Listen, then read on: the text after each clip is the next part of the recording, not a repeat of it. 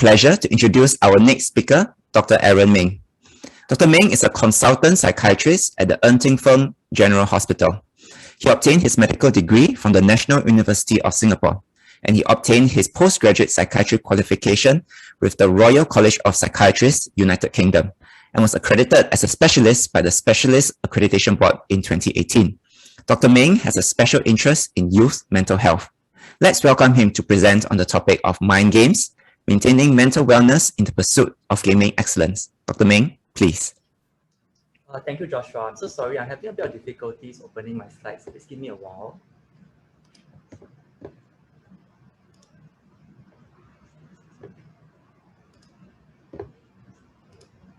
Okay, I'm going to try sharing my desktop instead. I'm so sorry. I cannot seem to open my slides. Hello, can you all see my slides? Looks good. Okay, great. So again, good afternoon, everyone. Firstly, I would like to thank everyone for joining us today and for the opportunity for me to speak to you all about mental health. I managed to see through Thomas's excellent sharing just now as a pro athlete, and I think a lot of what he shared really resonates with what I want to talk about.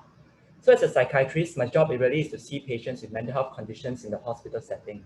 Of course, we end up seeing patients who are a lot more serious in presentations because they do have to come into the hospital. But again, mental wellness isn't all about that. I do believe strongly that mental health is something that is important and vital for every one of us, and it should be emphasized at the community level regardless of what your background is.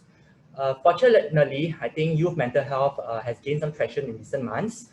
We read about it in the media, but it's still something I do believe that not every athlete or coach is comfortable to talk about. And I think a lot of it really boils down to people associating mental health as a sign of vulnerability and weakness. And it's not something that athletes may want to be associated with or to come to terms with. Okay, so the situation has somewhat improved in the sporting field where we see prominent athletes like Simone Biles, Naomi Osaka, and even Joseph Schooling coming forward to talk about their mental health or the importance of it. So with that, I would like to spend the next 20 minutes or so talking to you about why mental health is important in esports, what are some of the common conditions that we may encounter in athletes, and some tips on how to maintain good mental well-being.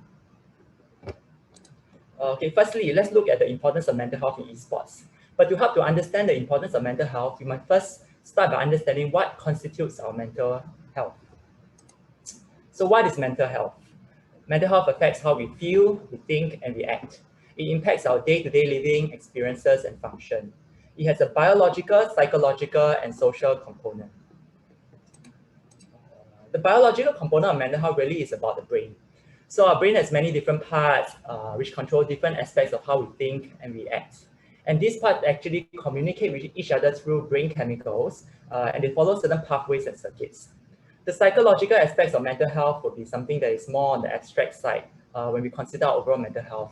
It involves how we feel, we think, and it often it's often made up over time based on our experiences growing up and interacting with others. The social aspect of mental health will be the most practical aspect of all. It involves our environment, be it our friends, our family, our jobs, or our school. We sometimes term the psychological and social aspects of mental health together as the psychosocial aspects, or simply the non-biological aspect of mental health. Okay, so what we must understand is that all three components are actually interlinked and form our entire mental health. Okay, I have a very scary looking picture over there of a brain with a lot of words. Unfortunately, because my background is as a doctor, I tend to be more biased and focus a lot more on the biological aspect of things. You can ignore all the details, but essentially, if you look at the picture and stars that I have put up there, the biological, psychological, or social stresses in life have been found to affect our body and its secretion of certain neurochemicals, which I mentioned there as monoamines and glutamate. So when these brain chemicals are affected and they do not run as smoothly through the brain, they will affect how our brain functions. So if you look at the Venn diagram on the left side, you see three circles, each representing a different brain chemical and what it's responsible for. Again, a lot of scary looking words, but essentially serotonin looks in governs our memory, our appetite, our mood. Norepinephrine looks into our concentration, energy, and attention, and dopamine focuses a lot on our motivation and drive. So how important are these aspects of brain functioning when gaming? Okay, So is cognitive abilities really that important in esports? What studies have shown, and of course just anecdotally, is that compared to traditional sports, esports has a greater emphasis on cognitive strengths and skills. And cognitive functioning really is our brain's processing and consolidation of information. So if I were to ask you, what are some of the cognitive skills that an esport athlete have to possess to do well? Okay, some of these I think Thomas has already sort of covered. But if I were to broadly categorize cognitive domains into 5 domains, you can see them in the picture. These 5 domains essentially will cover 90% of our day-to-day functioning. So concentration really looks at sustained attention. So as an athlete, they talk about staying in the moment, spending many hours in a very intense and competitive environment and still having to maintain excellent attention throughout the game. Speed and planning essentially looks at the fine psychomotor skills. So a lot in esports, we use certain computers, control devices. So you need to have proficient use of all these control devices. Other aspects of speed and planning will include things like hand-eye coordination, being able to perceive and represent space and time very well, having what we call iconic skills, which is the ability to recognize and quickly process visual information, and reaction time, which was discussed earlier on as well. Problem solving is also another important element of cognitive domain, where athletes have to make very rapid and accurate decision making, and still having the mental agility and flexibility to adapt to the competition and opponents. In terms of memory, there is vast amount of information with regards to the game, both during the game and after the game. And so there needs to be a good level of retention of large amount of information about the game. So as you can see, the esport athlete actually requires a very high level of cognitive functioning, which involves the entire brain to excel well in the sport. Okay, apart from cognitive skills and abilities, studies have also looked at other important psychological traits of the athletes which determine success. They include having confidence and decisiveness during the game, good communication with teammates, being able to regulate emotions in the middle of a stressful environment. And during training, we're talking about things like analyzing gameplay, being disciplined, motivated, and positive to always improve. So now that we know some of these important cognitive and psychological skills required of the athlete, what can happen when our mental health is affected? So if you recall my earlier slide, I talked a bit about how some of the key brain chemicals and pathways related to cognitions.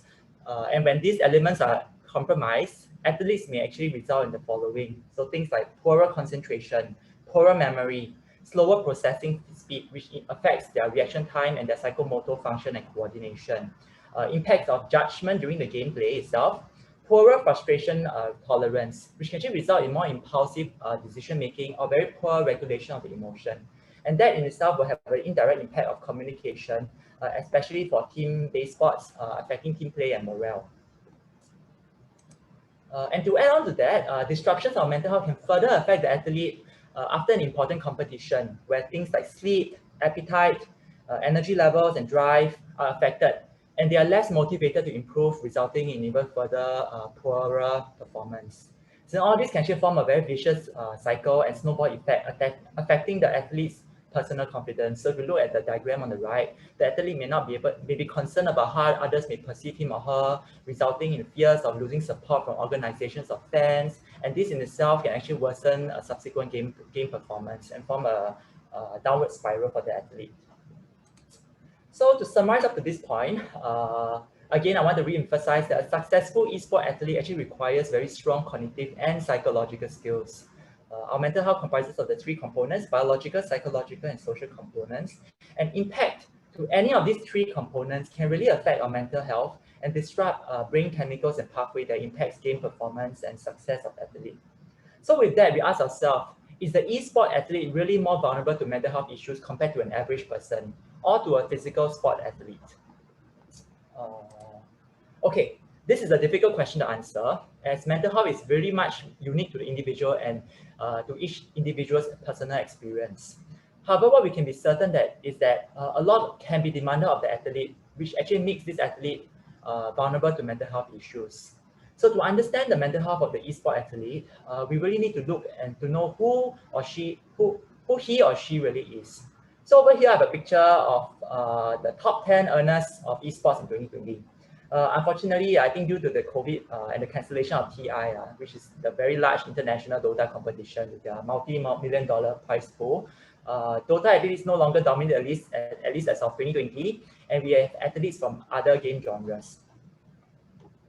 And if we now look at more local pictures, again, I took this all off Google. So the picture on the left shows our esports team that we sent to SEA Games in 2019. If you can zoom in, you can see Thomas down there holding the flag. And on the right side, I believe it's a picture of an esports training camp. But what do you notice? Esports ultimately is still predominantly a very male subscribed field. And athletes are usually young, and many of them actually start off early in their schooling years, be it in primary school or in their secondary school periods. And international surveys done on gamers are also consistent on this.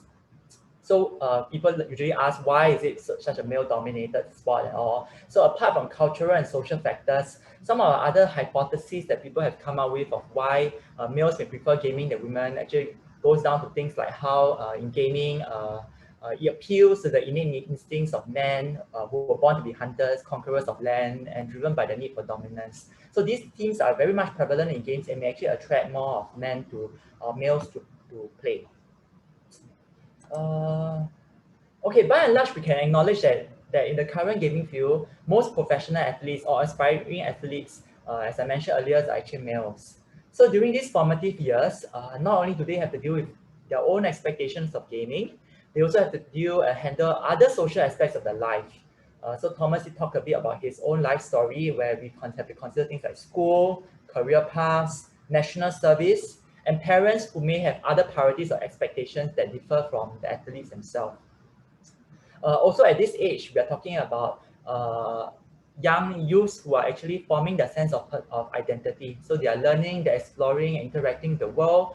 They form and to deal with friendships, romantic relationships, balancing gaming with other interests and passions in life, and sometimes, unfortunately, having life events that may come their way. So being young, faced with a large prize pool, and essentially doing something that they enjoy, it's sometimes very easy to lose sight of perspective and balance of things. And more than just having to deal with the stress of training, they have to deal with many other factors related to the sport as well. So that be it personal factors like self-doubt, learning to find ways to handle their emotions, deal with stress of the sports, managing injury, both physical and mental related injuries. In terms of team factors, they have to handle teammates, coaches, sponsors, or sometimes simply being frustrated at the lack of development of their career or performance. Competition-related factors, I think Thomas talked a lot about it also, to deal with things like a lot of uncertainty on the ground, having to travel extensively, handle organizers, dealing who may have their own demands, fans, crowds, which they may not be comfortable or familiar with, or even the uncertainty of not being selected in the last minute to compete. And lastly, something most athletes may be able to directly relate to is the issue of support, be it from online communities, having to deal with stigma related to the sport, and handle worries of life after the esports career end. So with that, I would like to spend a bit of time to talk about stigma related to esports, because I feel this is really a true concern for esports athletes. Oftentimes, athletes may feel very much alone and unsupported, as many caregivers or even institution figures may not fully support their endeavors of being a professional athlete. Some athletes may even be a bit embarrassed to share about their passion with others around them, and only find support from online community. So I think a lot of this really boils down to a lot of negative traits that somehow have been associated with gaming, and we sort of don't see as much as in other physical sports.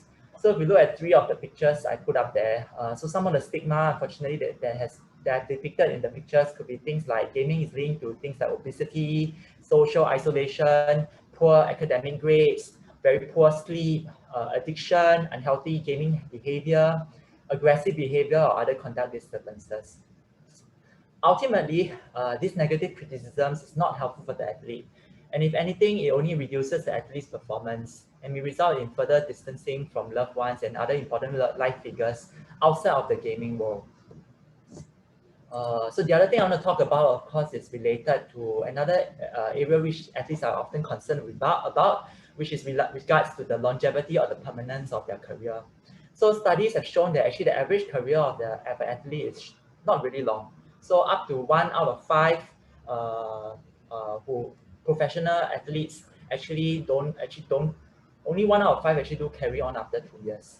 So some of the factors that have been identified to contribute to this short career will include things like a limited time of peak performance. I think we talked a bit about it. So some studies have shown that reaction time, psychomotor function actually reduces after the age of 24. We do know in esports it's notorious to have high athlete replaceability and a lot of volatility in terms of the team rosters. And sometimes athletes simply retire because of burnout. Young athletes may actually sacrifice educational opportunities to pursue this career. And they may be very concerned that their skill set or experience they gain from their esports career may not directly translated to other jobs. So there's oftentimes a constant fear or worry about what happens after their esports career ends. So with that, I think I would like to summarize up to this point again, that the esports athlete, who is oftentimes young, with very limited support, is faced with significant psychological and social demands, which renders him or her vulnerable to mental health compromise. So what are some of these mental health conditions that are associated with esports athletes? I would like to start off with just giving a quick overview of the mental health landscape in Singapore. So we have our own mental health study, which was done in 2016, which shows that many mental health conditions are actually beginning in childhood. So we're talking about age up to 50% of mental health conditions starting by the age of 14 years old. And mental health conditions are actually really common. So 1 in 5 young adults will experience a mental disorder in a lifetime. And this data is actually consistent with international findings. However, despite how common mental health conditions are, there is a very significant delay for locals to get help.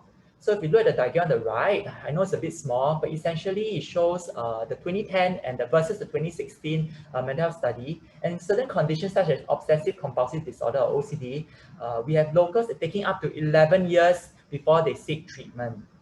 So these treatment delays may be related to stigma towards mental health or simply a poor understanding and awareness of mental health condition. Okay, so I will go on to talk a bit about 4 mental health conditions that are associated with esports. Okay, the first condition is that of depression, which is really a mood disorder. So apart from feeling sad or just having very low mood, I think usually the younger population of patients that we see may tend to present with more anger and irritability. The symptoms are usually pervasive, intense, and has to affect functioning quite significantly. So some of the symptoms that may be involved could be biological symptoms like sleep, appetite, energy, interest, and drive. If you can recall my earlier slide about neurochemicals, so a lot of these are biologically driven symptoms. In terms of cognitive or thought-related symptoms, we're thinking of things like negative thoughts about self and life, where they develop feelings of meaninglessness of what they're doing, or sense of worthlessness. And in more severe cases, they may get recurrent thoughts of death or suicide. Maladaptive coping to depression can instead result, which can further cause the gamer to actually want to escape in the virtual world. And this is also why some studies have actually shown associations between gaming and depression. While it may not always be that the gaming that has resulted in the depression, there will always be these individuals who use it as the way to deal or handle with their mental health condition. So the second condition will be that of anxiety. So anxiety sometimes co-occur with depression because both conditions are actually very neurochemically related. There are many different types of anxiety disorders, from panic disorders, which is characterized by bouts of sudden bursts of anxiety, or more generalized forms. So situational anxiety, such as social anxiety and performance anxiety, can also affect the athlete, specifically when athletes have to go for competition or other gaming events and have to meet crowds and fans. But what we do understand that despite there being many different kinds of anxiety disorders, central to all anxiety disorder is this sense of excessive worry and the fear of the unknown beyond control. So I think we also talked a bit earlier about how having some level of anxiety, or what I would consider more of a heightened sense of alertness, is not necessarily a bad thing. So athletes will talk about things about having a flow or being in the zone during competition. But in an anxiety disorder, we're talking about a full-blown anxiety attack where the athlete is incapacitated from functioning. Anxiety also results in physical symptoms, as our bodies and our minds are actually connected. So physical symptoms of an anxiety attack could be things like breathlessness, feeling of the heart racing, breaking out in sweat, head spinning, the body feeling weak or being tense or restless throughout the day. And other physical symptoms that can be anxiety or stress induced could be things like persistent headaches or even gastric symptoms. Okay, so the next component of mental health conditions I'll talk about is that of burnout. So burnout really isn't much of a mental health disorder per se, but it's more a phenomena that's been associated with chronic work-related stress beyond what one can handle and coupled by inadequate rest. So for the professional athlete who initially starts off being just passionate or just having an interest or hobby, when he turns full-time or turns pro, this is really a career with high level of commitments and intense training schedules and expectations to perform constantly. So some of the key features of burnout include things like mental or physical exhaustion. So this is about being emotionally drained, always tired, being unable to cope, alienation from work activities. So this is the feeling that the job is becoming increasingly stressful and frustrating, of having a sense of numbness from what you're doing. Reduced feelings of work-related accomplishments, so no longer feeling as creative in terms of coming up with new strategies, being as passionate or motivated what they're doing, and simply just doing the bare minimum and not being proactive anymore. So being burnout has been found to reduce productivity and performance, and a burnout individual may actually be more prone to depression or anxiety conditions. Lastly, I would like to talk a bit about mental conditions, which is that of gaming addiction. This is something that maybe parents, schools may be more concerned about than the athlete themselves. And it's oftentimes a source of conflict between the family units when there is differing views of how much gaming becomes problem gaming. Compared to other substances or behavioral addictions like gambling, there is a lot more debate or controversy of what truly defines an addiction to gaming. It's never easy to really draw the line, and there's still a lot of evolving research on this area. But what we do know is that at this point, addiction really goes beyond just the extent of playing. Core features of addictions will include things like loss of control, being overly preoccupied with gaming, and prioritizing it over other essential activities, resulting in negative consequences such as jeopardizing relationships, job, or educational opportunities. Should there be attempts to try to control or reduce gaming, these are often unsuccessful, and individuals may develop strong cravings or urges to return to gaming, and psychological, what we consider as withdrawals like with restlessness or irritability. Personally, based on my own experience in clinic, I don't really feel that there is that many young people or youths who are truly really addicted to gaming per se, but they may be more of using gaming to escape from other issues in life that they have to handle. So a question I would like to pose to the audience, can we truly actually be addicted to our job? So given that in esports, professional athletes do consider this a job, where do we actually draw this fine line? Okay, so as a whole, mental health conditions actually do come in varying severities. Due to the nature of mental health conditions, sometimes early symptoms may not directly affect performance immediately, and athletes may find themselves finding means to compensate for this slight deterioration of the mental health. Unfortunately, some of these forms of compensation may not always be healthy.